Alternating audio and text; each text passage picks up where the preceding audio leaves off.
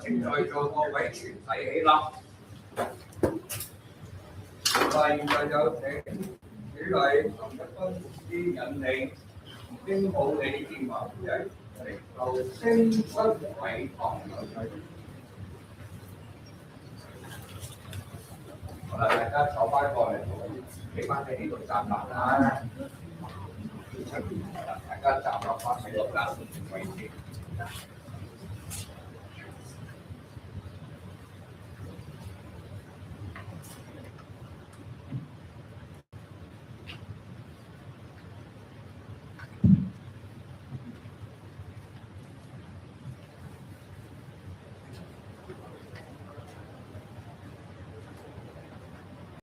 主耶穌話：復活在我，生命也在我。信我的人雖然死了，也必復活。李建華姊妹雖然現時暫時離開我哋，但係佢係信主嘅人，佢將來必定身體復活。照着上帝嘅應許，我哋必定會與佢天家相見。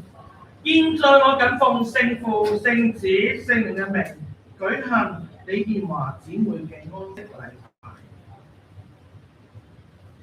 讓我哋同唱詩歌，愛是不保留。我哋會直落一遍，跟住再唱副歌一次。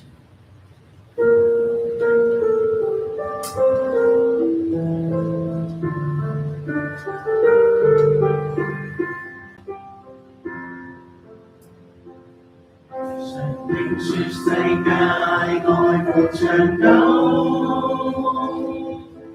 哪裏佢有愛無盡。曾造的愛只在乎尋擁有，一刻燦爛便掉走，而我卻確信愛是恒久，看到了你已無別求，無從解釋不可説明的愛，千秋過後仍長存不朽。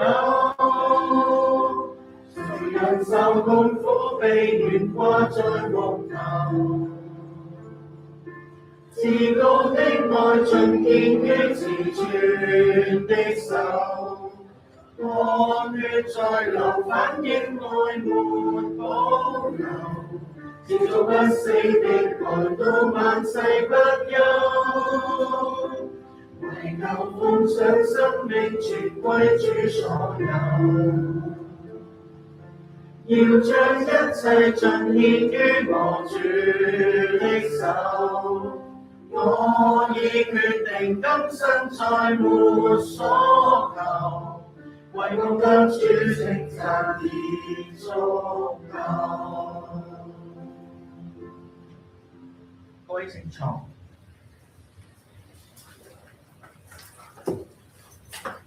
讓我哋同心祈禱。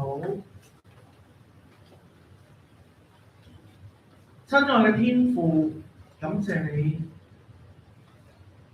我哋亦都要為我哋親愛嘅李建華姊妹獻上禱告。佢已經識咗世上嘅勞苦愁煩，走完世上嘅路程，被主接去回到你嘅身邊，許你懷中安歇。感謝主，佢喺地上一再認識你，去找到真正嘅自己，亦都能夠可以回到最美嘅家鄉。主啊，你係李健華姊妹最好嘅朋友，你令到佢有勇敢、剛強、壯膽，讓佢喺生活入邊，縱然可能有困難、高低起跌，但係你都冇放棄。當佢困難流淚嘅時間，你釋乾佢嘅眼淚，令佢心中尚有盼望。我哋深信，由於主耶穌基督救贖嘅偉大功勞，為一切信主嘅、接受主嘅、照着主真道而行嘅人，佢嘅靈魂必蒙主救贖，佢天家得享安息。主啊，你係安慰人生嘅主，求主你安慰我哋眾人，特別安慰李健華姊妹嘅家屬、親友、弟兄姊妹，特別係要佢喺教會由細到大一齊成長嘅好朋友，讓佢哋內心都得着力量，而剛強起來，使佢哋知道今日雖然我哋要同健華姊妹暫別，但我哋深信將來我哋必定去天家。因着天父嘅緣故，我哋再次相見。願主嘅恩典常與到每一個親友、弟兄姊妹同在。以上嘅祈禱，靠賴主耶穌基督嘅名。再有請黎國昌弟兄為我哋讀經。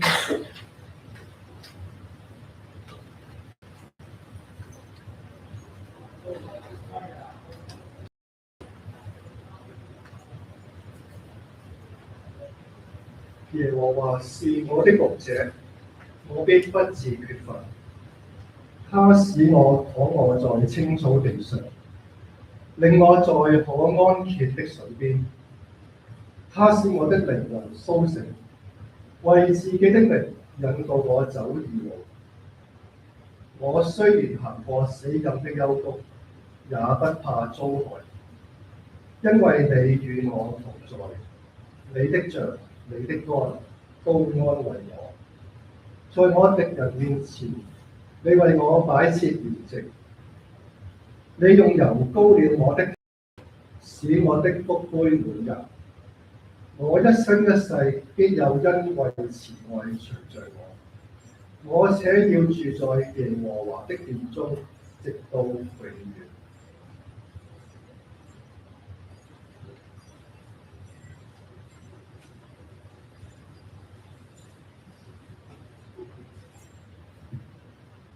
上帝安慰嘅話語，藉着詩篇嘅23篇去安慰我哋。現在有主食堂嘅建師小組一齊唱耶和華是愛，將上帝嘅愛獻呈俾呢個每一個。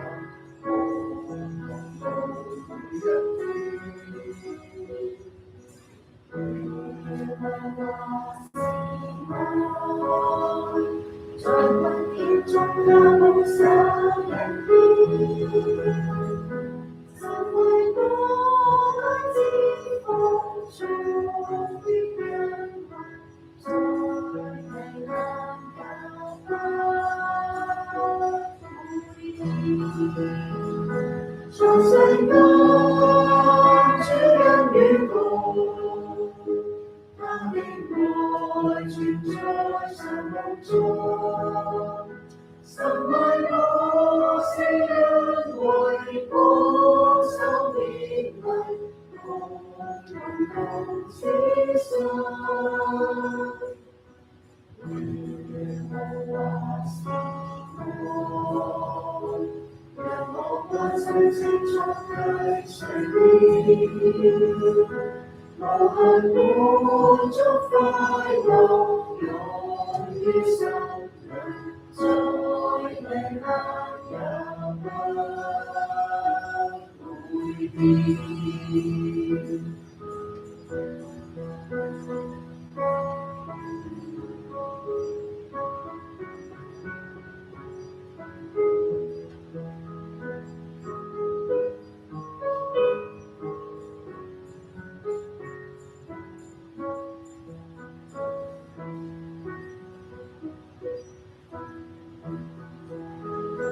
在世間主恩與共，他的愛存在神夢中。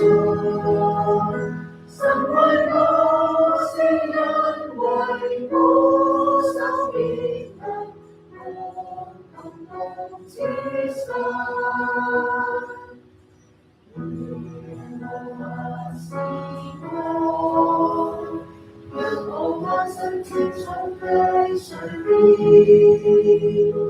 無限滿足快樂湧於心裏，再危難也不會變。無限滿足快樂湧於心裏，再危難也不會變。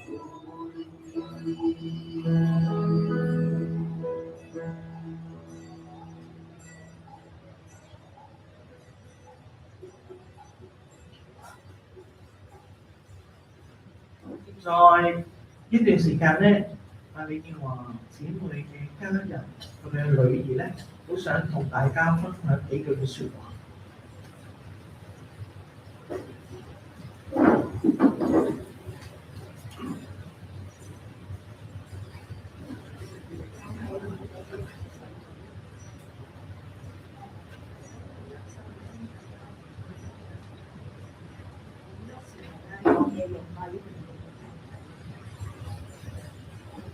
我係李健華嘅細女，大家好有心機嚟參加佢嘅安息禮拜。網上咧亦都有好多親自嚟到嘅親戚朋友喺網上直播同我哋一齊討論。咁而家咧就想分享一下呢啲我同媽咪嘅回憶同大家一齊。咁媽咪細個嘅時候我就唔識佢啦。係聽講佢喺學校同教會啦討會人嘅，咁到佢做嘢嘅時候咧，佢就去咗兒童學院嘅出版社嗰度做，負責圖書館嘅。咁佢同我爹哋咧都喺嘅。咁初就我爹哋吸引佢咧，就係媽咪見到佢英字，爹哋英字寫得咁靚，咁佢哋就識咗啦。咁後來爹哋去咗咧，咁我冇做嘢，媽咪又冇做嘢之後咧，我同家姐兩個人咧都會每個月都比其他小朋友早啲收到兒童學員嘅，係好開心。咁佢媽咪冇做嘢之後咧，佢喺屋企都有幫爹哋一齊整理啲資料嘅。咁我哋每日咧都收到成6-7份報紙嘅。以前冇電腦啦，咁你就要睇晒之後咧，人手剪落嚟，然後分類整理，就黐喺啲簿度啊咁樣。咁我諗媽咪嘅圖書館嘅經驗咧，都可以有幫助。咁我哋以前屋企咧就成屋都係呢啲整理過出嚟嘅資料冊。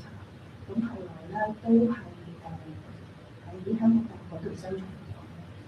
咁媽咪細個讀書嘅時候咧，我就唔知佢叻唔叻啦。咁但係咧，佢年紀大咗啲咧都好勤學嘅喎。佢由背向學電腦啊，做整嘢啊，PowerPoint 啊，Excel 嗰啲都會學過嘅喎。佢仲教我打倉頡添，不過教得好差嘅，教極都唔識咯。咁佢識講多喎。咁佢做有時間咧去做義工啦，咁樣有時會成日都會去做開會啊，去探訪啊咁樣，會總嗰個賣旗喎。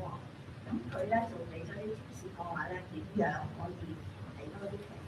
咁你見到嘅人咧就係都黐咗張旗喺佢身度先，咁嗰個人就通常都唔好意思唔買嘅。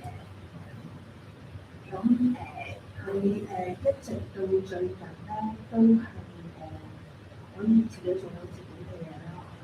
我哋幾個月之前，佢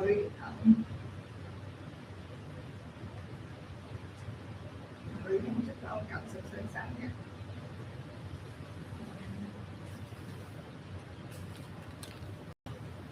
好多謝大家咧喺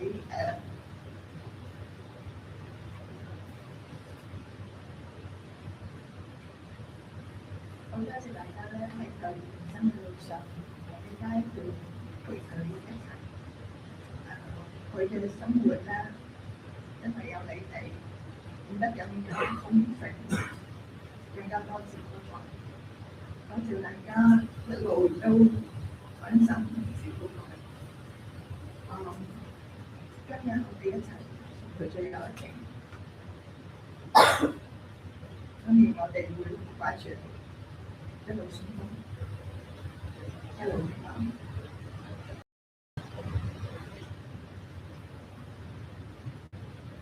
我同卓文可能啱相反啦，佢就用咗咪都唔係好大聲，我就唔使咪都好大聲嘅。咁首先就係都大家有心無論喺加拿大透過直播睇嘅舅父阿姨舅母們或者等等嘅親戚我屋企人。佢哋好多都喺澳門過嚟，又或者係親友一啲我哋未見過，但係可能你哋都聽過我哋啲名嘅長輩們、老街坊同埋教會嘅教友。咁我或者呢度我首先講一下咧，就係媽咪喺一路以嚟咧，佢都會有同我哋講，佢係喺無論佢嘅童年成長之後，甚至乎我哋所講嘅老年，咁佢都係參加住信義會鑽石堂，尤其是當年喺鑽石山一路佢嘅成長都係喺呢度，所以喺媽咪走嗰日，咁我哋幾個都話，雖然可能我哋覺得好誤會或者因為知道媽咪呢幾年因為嗰個交通路程嘅遠咗啊，或者即係可能都一段時間冇去鑽石堂，咁但係我哋覺得能夠送媽咪最後一程嘅，如果係鑽石堂，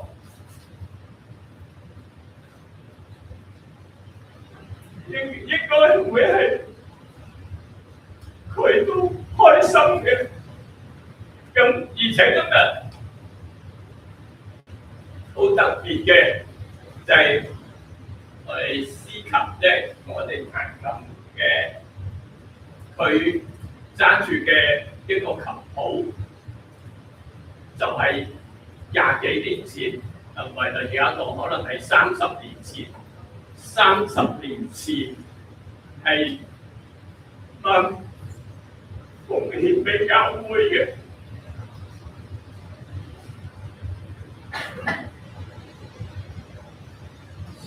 所以我覺得我哋或者咁多年嚟，我哋幫媽咪做嘅呢個決定係真係最啱嘅。亦都係可以好有緣分咁送咗媽咪。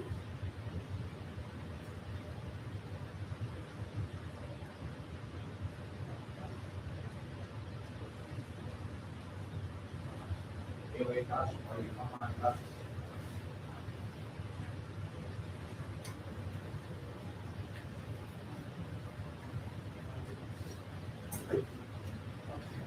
建華姊妹嘅成長一路都同主冇離開過，相信佢由佢年幼、青少年，以至成家立室，到到晚年，佢都同主好親近。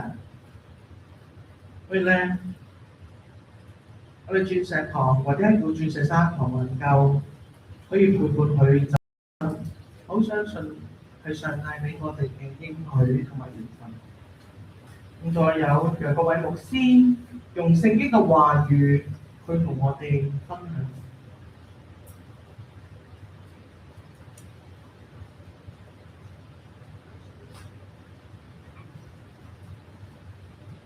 因為平安從你父上帝並主耶穌基督歸於各位。喺今日呢一個安息嘅禮拜嘅當中咧，我哋都睇到真係上帝有好奇妙嘅一個嘅帶領啊！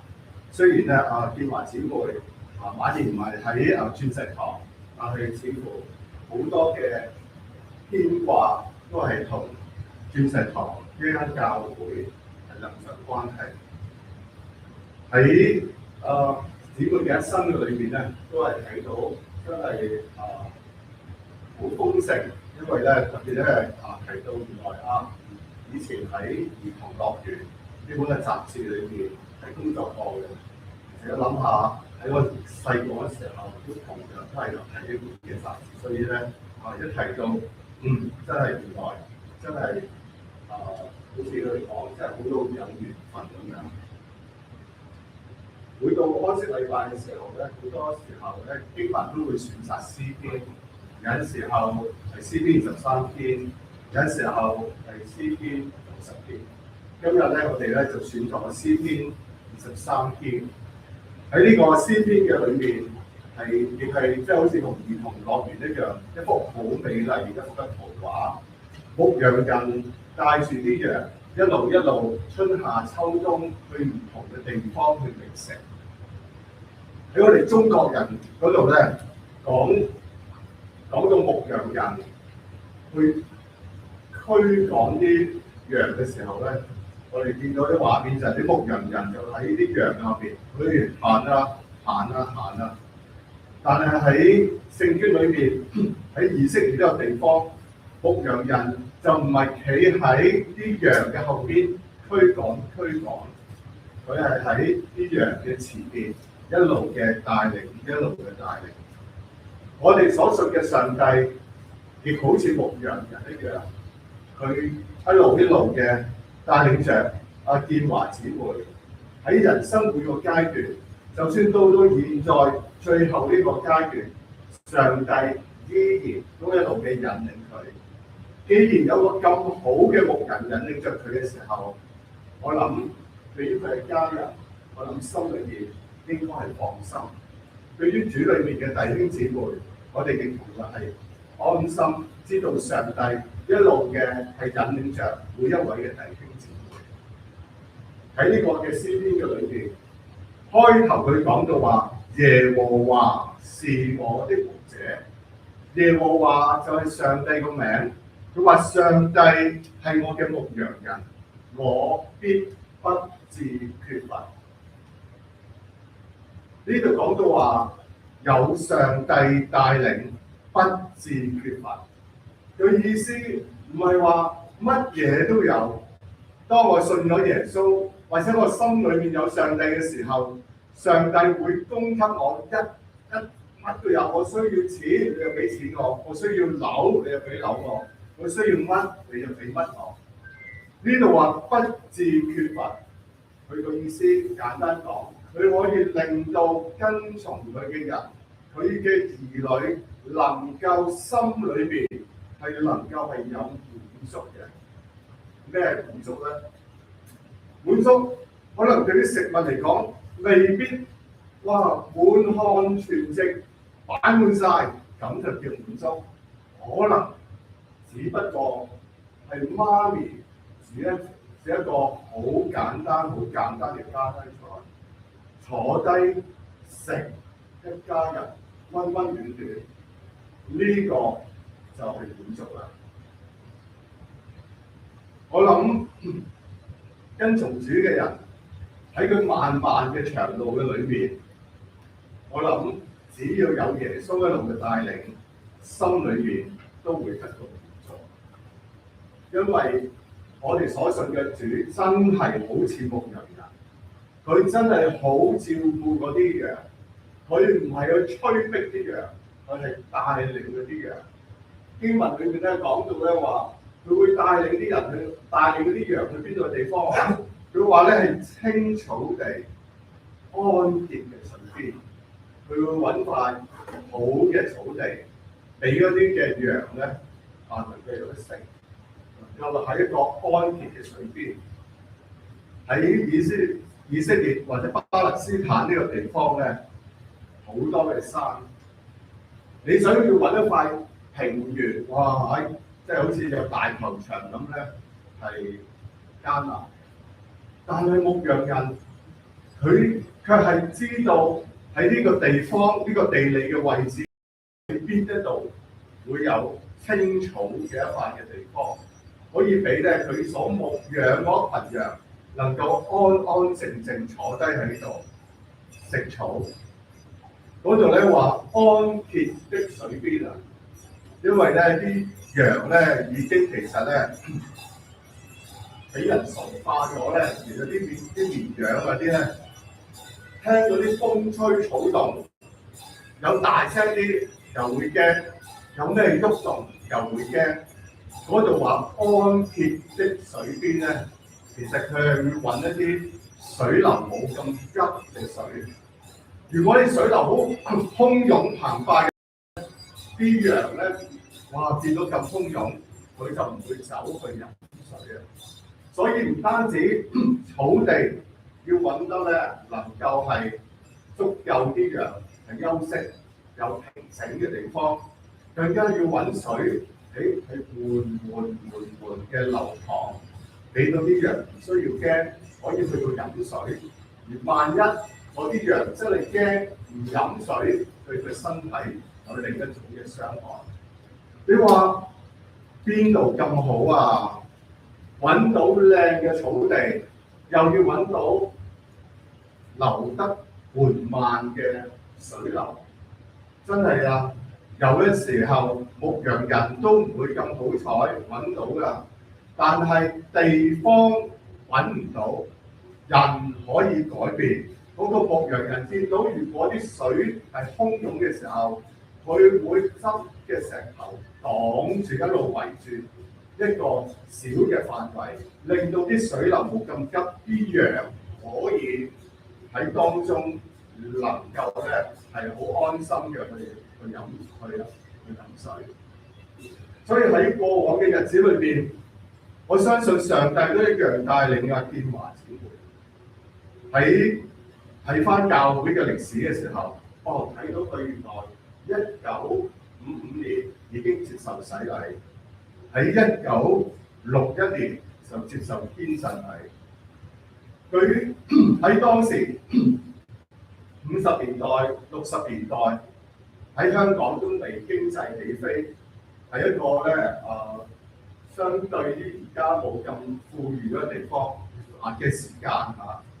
我哋睇到阿建華姊妹，佢都係好忠心嘅返教會。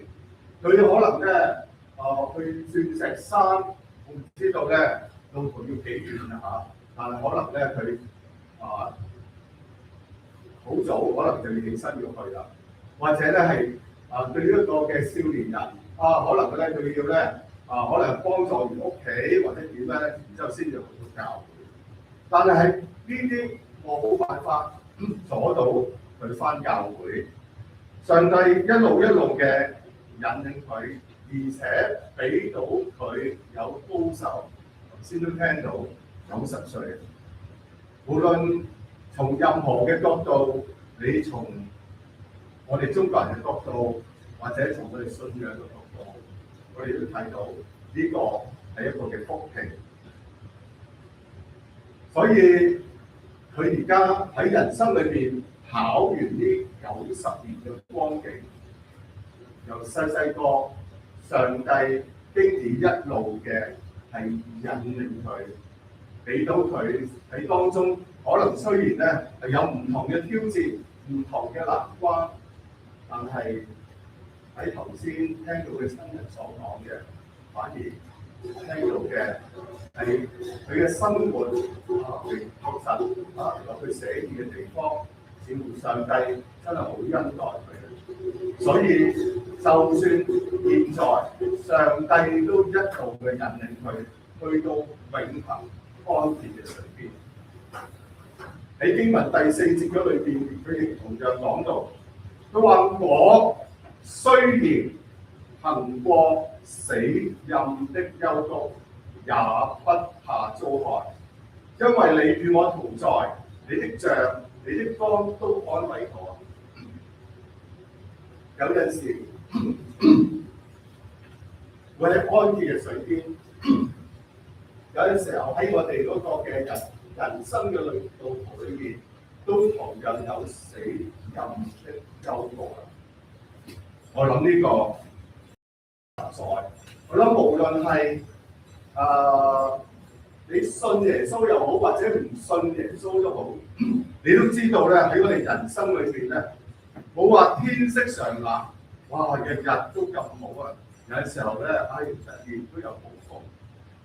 喺呢段經文裏邊，一個牧羊人帶領羊可以喺青草地安歇水邊，有陣時候佢會帶領佢經過死蔭的幽谷啊！呢個死蔭嘅幽谷好特別嘅其中一個字咧，嘅意思就話死亡的陰影。哇！聽呢個名詞嘅時候，我哋都覺得哇，好驚！死亡嘅陰影籠罩住我哋，係咪啊？就算我諗，無論任何嘅人啊，尤其細個講到黑夜，你都會有啲覺得唔係咁舒服係嘛？除非咧係花前月下有月色嘅時候、浪漫嘅時候，但係如果話俾你聽係死亡的陰影嘅時候，你會點樣咧？我諗心裏面都會有驚慌，但係有陰影就自然有光明。陰影係啲乜嘢啊？死亡的陰影。如果喺馬路上邊俾車撞，知道咩後果？但喺馬路上俾車嘅陰影撞，有冇事？冇事。你俾把刀切傷就會切傷你，但刀嘅陰影咧傷害唔到你。所以呢段經文話死亡的陰影，一方面暗示有光明，一方面只係陰影嘅。你有牧羊人嘅帶領，羊經過呢個死蔭的幽谷，唔需要怕。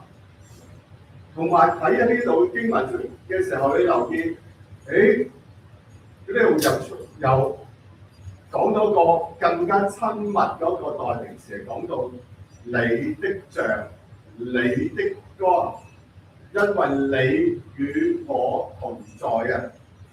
喺之前就話係講到第三者嘅，而家係話當喺個最危難嘅時候，嗰個牧羊人會陪住啲羊。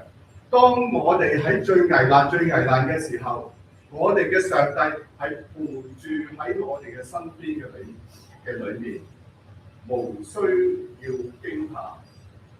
所以建華姊妹，我諗喺佢一路嘅搬遷嘅過程裏邊嚇，我諗一定係因為搬遷嘅問題或者結咗婚啦，或者佢認識多嚇，我點解由鑽石山一路搬到去北角咁喺當中究竟發生咩事，我哋唔清楚。但係我哋知道，可能咧真係因為地理嘅環境，令到咧佢要同我哋鑽石山堂或者鑽石堂離開咗，或者可能因為身體嘅問題以前咧可能咧就算我搬咗去北角，搬咗去香港，我都可以坐車慢慢去到鑽石山或者鑽石堂。但係可能到晚年嘅時候啦，身體狀況唔得啦，唔可以舟車勞頓啦。但係無論點，呢個喺地理上面嘅幽谷，或者喺身體上面嘅幽谷，都絕冇間斷咗佢同上帝嘅愛。上帝嘅愛陪伴着佢，佢亦冇離開過上帝嘅愛。我從佢嘅裏面嘅口裏面都知道，佢雖然冇喺鑽石堂或者鑽石山堂，但係佢有喺北角嘅合一堂繼續嘅敬拜上帝、侍奉上帝。喺呢度睇到上帝嘅愛真係冇離開佢，佢亦冇離開上帝嘅家。所以環境會變，身體會衰殘，但係神與佢嘅同在，從來都冇改變過。所以阿建華姊妹，佢唔係走向滅亡，而係更加靠住復活嘅大能，一天新似一天，走向復活嘅黎明。喺詩篇嘅最後第5節、第6節嗰度，亦同樣提到佢話咧：我一生一世必有恩惠慈愛隨着我，我且要住在耶和華的殿中，直到永遠喺耶和華同你講係上帝嘅殿，即係上帝嘅家嘅裏面。現在建華姊妹都喺上帝嘅家裏面，喺佢嘅一生其實咧充滿着豐盛嘅。我諗唔單止建華姊妹就算每一個信主嘅人都係充滿着豐盛。喺人世間，可能咧我哋咧都會用好多嘅時間、才幹去追求一啲嘅嘢，追求金錢，追求學問，追求更高嘅職位，呢啲冇錯。不過有啲嘢更加重要嘅喎，係咪啊？當你話你要去旅行喎，我要今年去呢度，去日本呢度呀。當你去旅行嘅時候，你記住，你仲有國家，你去完旅行，你都要翻入屋企㗎。當你去喺香港呢個經濟型嘅社會，你不斷去投資去賺取利潤，呢個冇問題。但係你要記住，你都要投資你嘅生命，投資你嘅內涵，唔係即係話喺人世間你追求嘅嘢，你記住，仲有啲更好嘅。你可能話牧師，以我嘅實力，以我嘅才幹，我已經得到世界最好嘅，已經喺我嘅裏面。係你叻，你得到世界上最好嘅，你得到世界上最大嘅學問，你得到世界上最富有啦，比邊個都更加強啊！但係聖經提到一樣嘢，有一樣嘢係人永你追唔係你追求嘅問題。嗰度咧，佢話有恩惠慈愛隨着我上帝嘅恩惠，上帝嘅慈愛，即係上帝嘅好處，唔係你嘅聰明才智、才幹、能力能夠攞得到嘅。嗰度話係佢係追住你啊，係上帝俾你嘅。你可能係世界上最聰明嘅人，但係你得唔到上帝嘅慈愛，你得唔到上帝嘅恩惠，你唔可以喺上帝嘅家嘅裏邊，你可以得到最大嘅學問，但係你係有智慧，但係你喺信仰上面、喺生命上面，你可能只不過係一個嘅傻瓜。但係建華姊妹佢跟從主、聽主嘅説話，主嘅恩惠慈愛一路追住佢，係驚佢唔攞啊！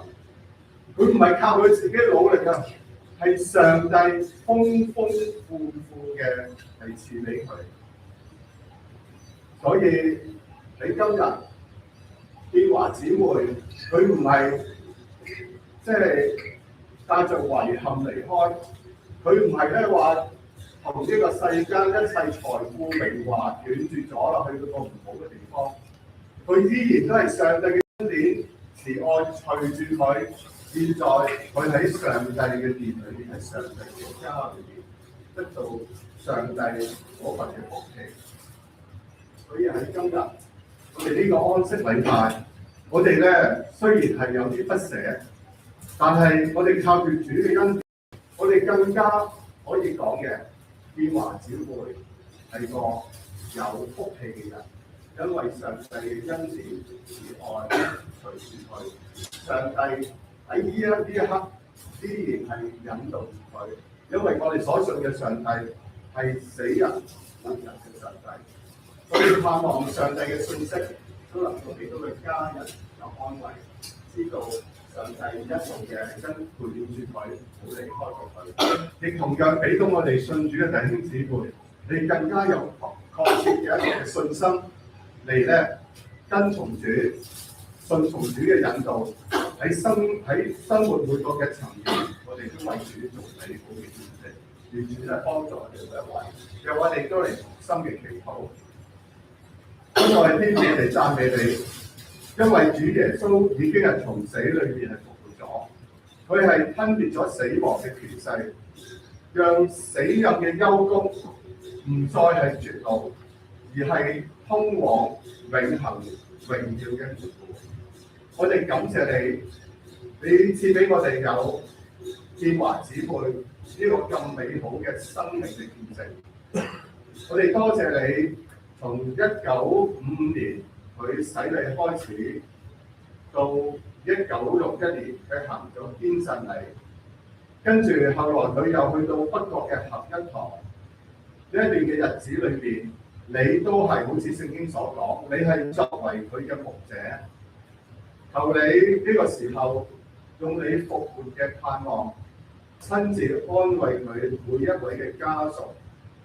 俾到佢哋從你嘅道嘅當中係得到力量，讓我哋帶住建華姊妹留俾我哋愛同埋信仰嘅榜樣，繼續剛強咁面對未來嘅日子。我哋咁樣祈禱，係奉靠主耶穌基督嘅聖名祈求。啊，願榮歸聖父、聖子、聖靈嘅名。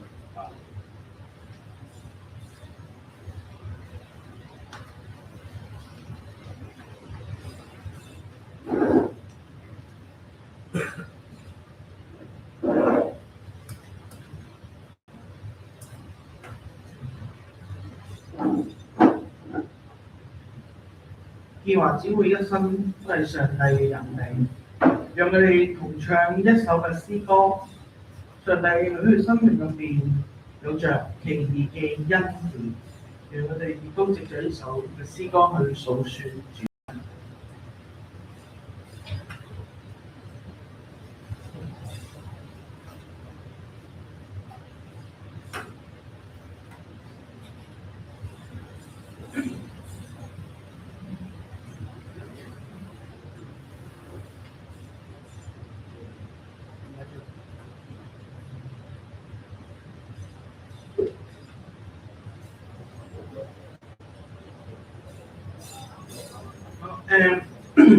又因為我琴日啲機械機件嘅問題，咁我哋識唱啦，特別我哋嘅詩班員一定識唱嘅。咁我哋先我哋唱第一節係啦，跟住大家可以之後第二節一齊入嘅。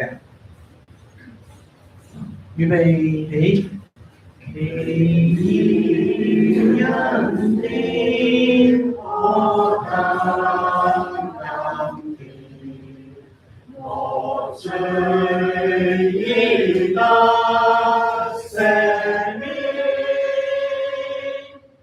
是我失喪，任被懺悔。恩恩得可見，我哋一齊唱啦！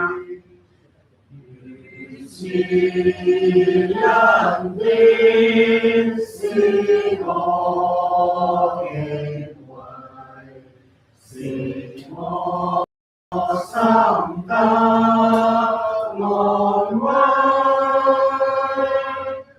初信之時，藉蒙恩惠，神使我得寶貴。我哋司密土呢段上交俾司琴彈一節。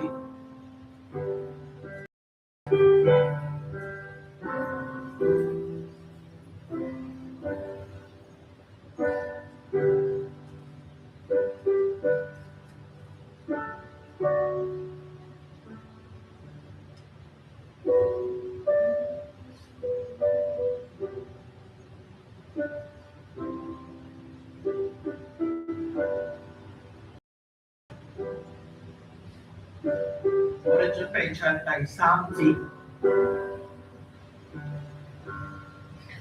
天國裏多危險降臨，飽受人間苦楚，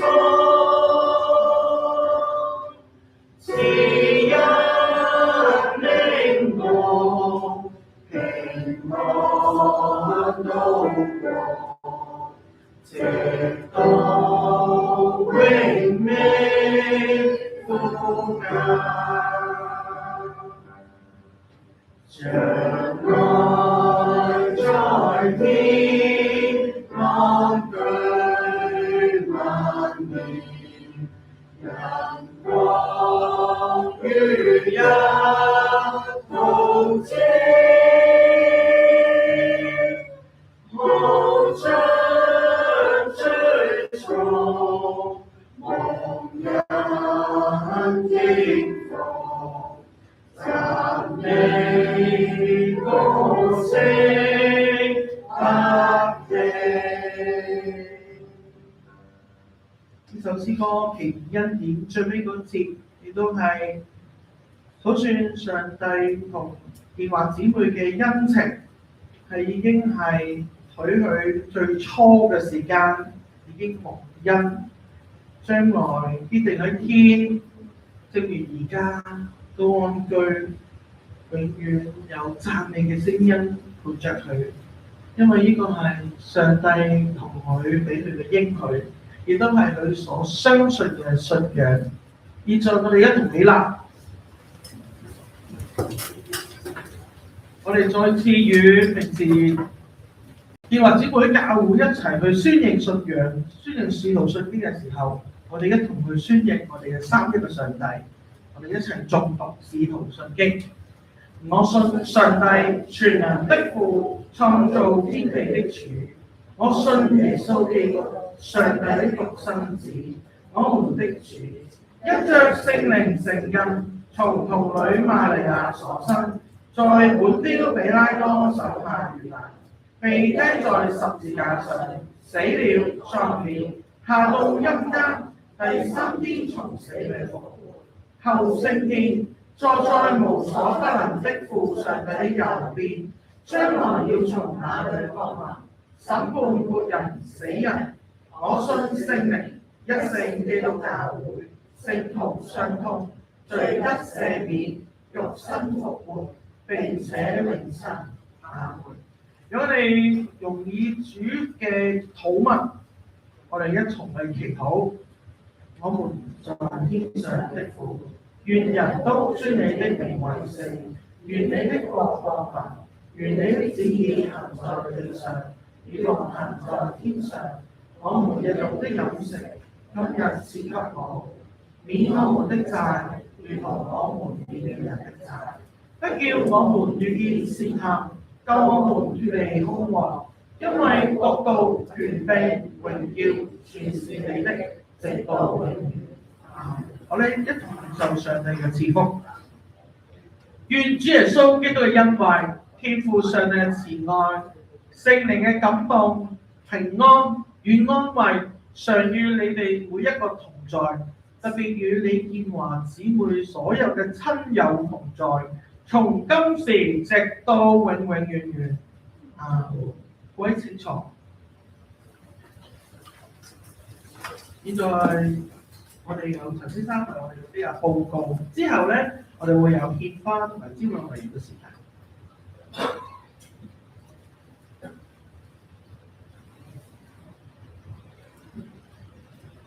各位親友，現在報告及致謝之一，丁母李建華夫人嘅婚禮，承蒙各位親友喺百忙當中遠道親臨之際，並蒙所賜送嘅花籃、奠元金等禮，主家衷心感謝。丁母李建華夫人大禮儀式係緊定於明日早上10點在本禮堂集合，10點半舉行儀式，11點儀式完畢，隨即出殯。仍舊係奉移至柴灣歌連臣角火化場舉行火葬禮。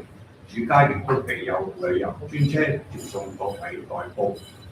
火化禮完畢之後，主家隨即舉行平安法，地點係北角廣運城聯城宴酒家。請各位親友明日有歡愉時間，請於早上10點到達本禮堂所報告完畢。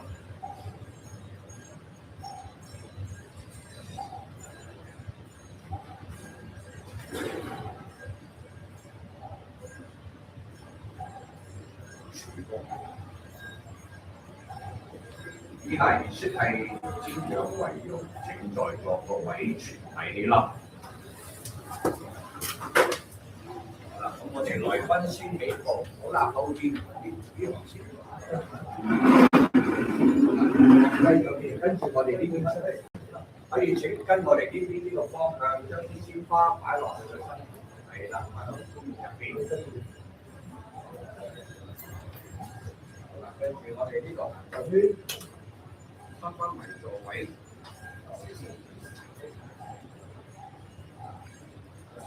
邊跟住翻埋座位請坐。呢度翻埋座位請坐就得㗎啦。好啦，而家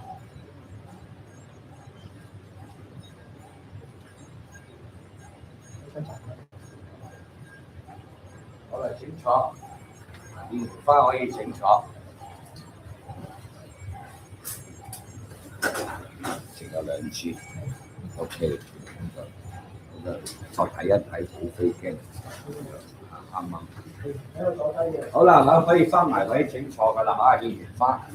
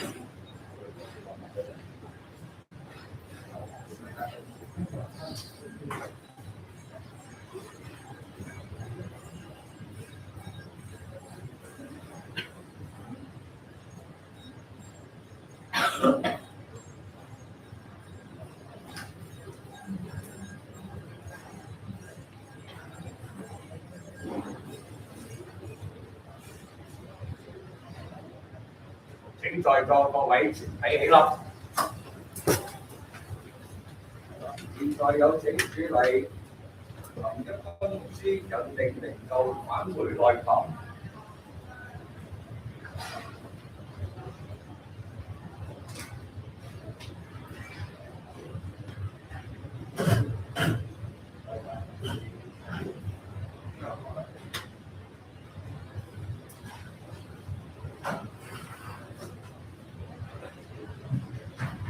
呢個宣布李建華姊妹嘅安息禮拜禮式，各位可以離開前慰問親友，之後可以自行離開，該正常。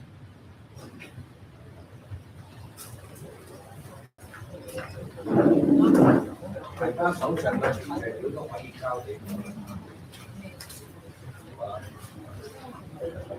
可以交俾我。